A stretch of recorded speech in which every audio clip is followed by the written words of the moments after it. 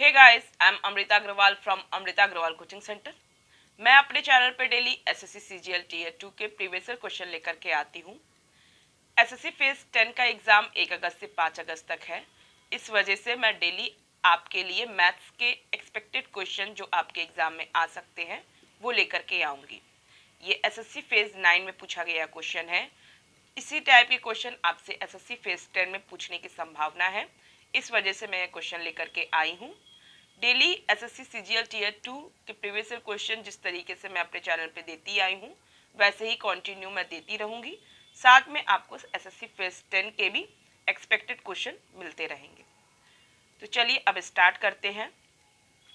SSC phase 9 में पूछा गया ये क्वेश्चन है A certain sum amount to rupees 11,520 in 4 years at the rate of 15% per annum in simple interest. What will be the amount of the same sum in 2 years at the same rate if the interest is compounded 8 monthly? कह रहा है किसी पैसे को अगर हम 4 साल के लिए जमा करते हैं 15% पर एनम के रेट ऑफ इंटरेस्ट में, सिंपल इंटरेस्ट में, तो मुझे अमाउंट 4 साल बाद जो मिलता है वो मिलता है 11,520 रुपीज़। तो मैं वो पैसा जो मैं 4 साल के लिए जमा की थी वही पैसे को मीन्स वही प्रिंसिपल को अगर मैं 2 साल के लिए जमा करती हूँ जिसका इंटरेस्ट कंपाउंड इंटरेस्ट में मुझे मिल रहा है, जो कंपाउंडेड है 8 मंथली, वो सेम रेट ऑफ इंटरेस्ट में मीन्स 15% पर एनम के रेट ऑफ इंटरेस्ट में मुझे 2 साल में कितना अमाउंट रिटर्न मिलेगा। ये क्वेश्चन आपसे पूछा है। देखिए, मैं पहले स्टेटमेंट के आधार पे प्रिंसिपल फाइंड आउट कर सकती हूँ क्योंकि मुझे अमाउंट दे के रखा है सिंपल इंटरेस्ट का, सिंपल इंटरेस्ट बता ही दिया है, rate of interest 15% per annum है और टाइम 4 ईयर है। तो मैं ईजिली इसकी फाइंड आउट कर सकती हूँ कि प्रिंसिपल क्या है। फिर उस प्रिंसिपल को मैं अप्लाई करूँगी यहाँ कंपाउंड इंटरेस्ट में और उसके बाद मैं इसका फाइंड आउट कर लूँगी अमाउंट। क्लियर है? तो मैं प्रिंसिपल निकालूंगी तो कैसे निकालूंगी? देखिए, आप देख रहे हैं 4 साल के लिए जमा किया गया है 15% पर एनम के रेट ऑफ इंटरेस्ट में। इसका मतलब इसका जो इंटरेस्ट 4 साल में होगा वो कितना होगा?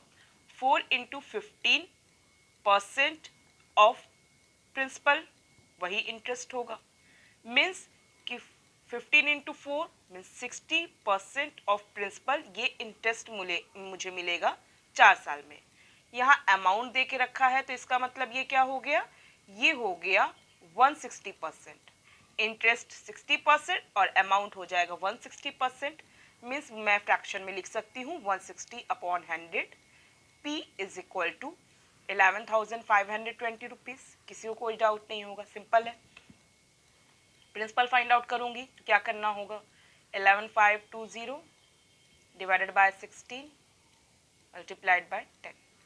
यहाँ से 0 से 0 गया था, मैं इसे सॉल्व कर लूँगी। 16 से इसमें कट लगाऊंगी, कितने टाइम्स आएगा? 7 टाइम्स, 2 टाइम्स 0 है तो ये 0 आगे बढ़ेगा। 7,200 रुपीज़ आएगा इसका प्रिंसिपल। प्रिंसिपल मुझे फाइंड आउट हो चुका है। प्रिंसिपल है 7,200 रुपीज़। अब कह रहा है कि यही प्रिंसिपल को 2 साल के लिए जमा किया जाता है और सेम रेट में मीन्स 15% पर एनम में। और जो ये कंपाउंड इंटरेस्ट मिल रहा है मुझे, ये जो कंपाउंडेड है 8 मंथली है। इसका मतलब क्या है कि रेट ऑफ इंटरेस्ट भी क्या होना चाहिए? 8 मंथली होना चाहिए। बट मुझे रेट ऑफ इंटरेस्ट क्या दिया हुआ है? Per annum. पर एनम मतलब पर 12 मंथ। तो पर 12 मंथ में अगर 15% आता है तो इसका मतलब एक मंथ में कितना आएगा rate of interest? 15 upon 12%। 8 month में क्या हो जाएगा? 15 इंटू 8 अपॉन 12। 15 इंटू 8 अपॉन 12 मुझे मिलेगा रेट ऑफ इंटरेस्ट, जो कि अब ये रेट ऑफ इंटरेस्ट क्या होगा? पर 8 मंथली होगा। जैसे ये पर एनम है वैसे ये पर 8 मंथली होगा। सॉल्व करेंगे, 4 2 ज़ा 8, 4 3 ज़ा 12, 3 5 ज़ा 15, 5 2 ज़ा 10 मीन्स 10%। क्लियर है? अब सेकेंड स्टेटमेंट पे जो रेट ऑफ इंटरेस्ट मैं अप्लाई करूंगी वो 10% पर 8 मंथली होगा, जो पर एनम के हिसाब से 15% पर एनम ही है। तो यहाँ पे मुझे अब क्लियर है कि प्रिंसिपल है 7,200 रुपीज़ और रेट ऑफ इंटरेस्ट क्या है, रेट ऑफ इंटरेस्ट है 10%। और आपको 8 मंथली कंपाउंडेड 2 साल में मुझे रिटर्न चाहिए, अमाउंट आपको बताना है क्या होगा। अब जाहिर सी बात है 8 मंथली है तो 2 साल को भी मंथ में अगर कन्वर्ट किया जाएगा तो कितना हो जाएगा, कन्वर्ट करने पे मंथ हो जाएगा 24 मंथ। और आप देखिए 8 के मल्टीपल में 24 कैसे आता है, 8 2 16 और 8 3 24। मीन्स कि जब पहली बार ये जो प्रिंसिपल है 7,200 ये जब जमा किया जा रहा है तो मुझे 8 महीने में क्या मिल रहा है, 8 महीने में मुझे 10% के हिसाब से मुझे अमाउंट मिलेगा। और क्योंकि कंपाउंड इंटरेस्ट ये कहता है कि जो पहली बार का जो जैसे 8 मंथली अगर है तो 8 मंथली यहाँ जो मिलना चाहिए अमाउंट, अब वो नेक्स्ट 8 मंथ के लिए क्या बन जाता है, प्रिंसिपल बन जाता है। मीन्स ये जो प्रिंसिपल है इसमें जो 8 मंथ में अमाउंट मिलेगा वो क्या होगा, 10% के हिसाब से 110% हो जाएगा, 110% ऑफ प्रिंसिपल, यही होगा 8 मंथ में अमाउंट। तो इसका मतलब 110% मीन्स 110/100 पी। ये अमाउंट मुझे 8 मंथ में मिलना चाहिए, लेकिन मुझे 8 मंथ में अमाउंट तो फाइंड आउट करना नहीं है।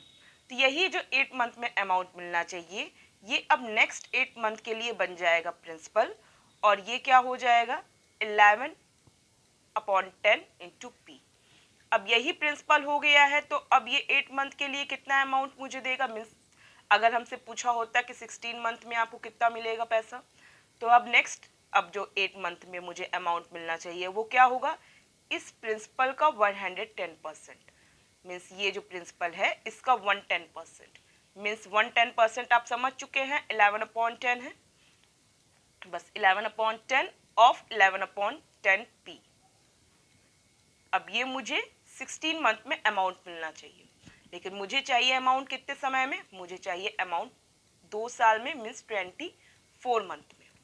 तो अब यहाँ पे आप क्या करेंगे 24, अब यही जो अमाउंट मुझे 16 मंथ में मिलना चाहिए वो अमाउंट अब नेक्स्ट 8 मंथ के लिए क्या काम करेगा, प्रिंसिपल का काम करेगा। और यहाँ पे अब मुझे मीन्स 2 साल में जो अमाउंट मिलेगा वो क्या मिलेगा, इस प्रिंसिपल का 110% मीन्स 11/10 इंटू 11/10 इंटू 11/10 और मल्टीप्लाई किससे करना होगा उसको, पी से। अब आपको सारी लॉजिक क्लियर समझ में आ रही होगी, मैं इसको आपको इसलिए डिस्क्राइब की हूँ कि आपको इसकी डिटेल समझ में एक बार आ जाएगी। तो जितने भी आप शॉर्ट ट्रिक लर्न किए हैं, सब कुछ किए हुए हैं, सब आपके दिमाग में फिट हो जाएगा। और आपको कभी भी कितना भी टफ क्वेश्चन कंपाउंड इंटरेस्ट में दे दे, आप इजीली उससे डील कर लेंगे। तो इसे सॉल्व करने का आप जानते हैं 11 क्यूब है अपॉन 10 क्यूब। 11 क्यूब क्या होता है 1331, मीन्स ये आपको जो देगा वैल्यू वो देगा 1331 डिवाइडेड बाय 1000। प्रिंसिपल आपको दिया हुआ है 7,200 रुपीज़, बस यहाँ से आपको कर देना है मल्टीप्लाई, आपको पता चल जाएगा कि 2 साल में आपको कितना अमाउंट मिलेगा। सॉल्व करूँ तो क्या होगा, 20 से ये 20 कट जाएगा, 1331 से 72 को मल्टीप्लाई करना होगा, मुझे मिलेगा 95832 डिवाइडेड बाय 10 है, इस वजह से यहाँ मैं डेसिमल लगा दूंगी और ये क्या हो जाएगा 9583.2। यहाँ पे जैसे ये एग्जाम में पूछा गया क्वेश्चन है, एक लाइन यहाँ रह गई कि यहाँ पे आपको सिर्फ होल रुपीज़ में देना था, डेसिमल में आपको नहीं बताना था, इस वजह से यहाँ पे जो वैल्यू है 9583 रुपीज़ है। ये आपको एसएससी फेज 9 में 2021 के पेपर में पूछा गया ये क्वेश्चन है, अगर आप चेक करेंगे तो आपको ये क्वेश्चन आपको मिल जाएगा। 9583 इसका करेक्ट सही आंसर हुआ। आई होप आपको सब क्लियर समझ में आया है।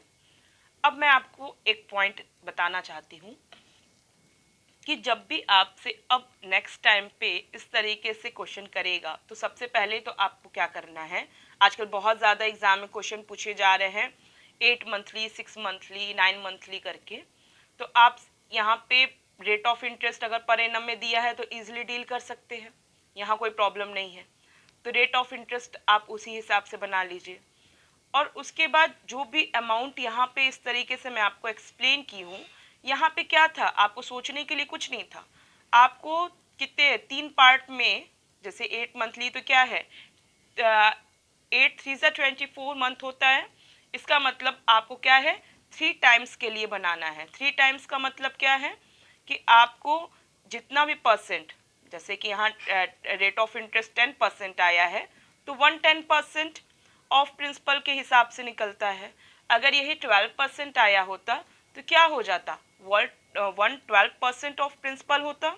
और इसी तरीके से अगर 3 टाइम्स के लिए 24 आया है तो आप क्या करते, उसी को उसी हिसाब से मल्टीप्लाई करते गए होते। जैसे कि यहाँ पे 110% के लिए 11 से 3 टाइम्स मल्टीप्लाई करना पड़ा है और डिवाइड करना पड़ा है 10 से। वैसे ही आप अगर 12% बना होता तो 112%, 112% और 112% आपको 3 टाइम्स आ गया होता। और वहाँ पे आप उसको 3 टाइम्स लिखने के बाद आप प्रिंसिपल से मल्टीप्लाई कर देते, आपको अमाउंट मिल जाता। इनके हिसाब से अगर इंटरेस्ट पूछता है तो आप क्या करेंगे, इस टाइम का ये जो अमाउंट निकला है इसमें से ये जो प्रिंसिपल है 7200 उसे माइनस कर देंगे, आपको इंटरेस्ट मिल जाएगा कि इतने टाइम पीरियड में आपको कितना कंपाउंड इंटरेस्ट मिलता है।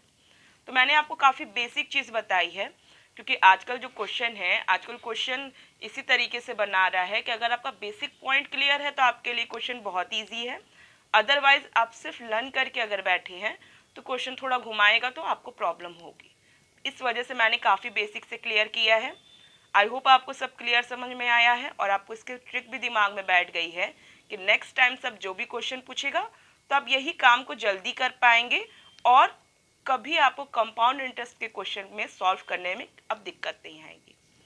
आई होप आपको वीडियो पसंद आया है, और आपको अगर पसंद आया है तो आप इसे लाइक कीजिए, और आपका मेरे वीडियो को लेकर जो भी रिव्यू हो आप मुझे कमेंट बॉक्स में दीजिएगा। Thank you.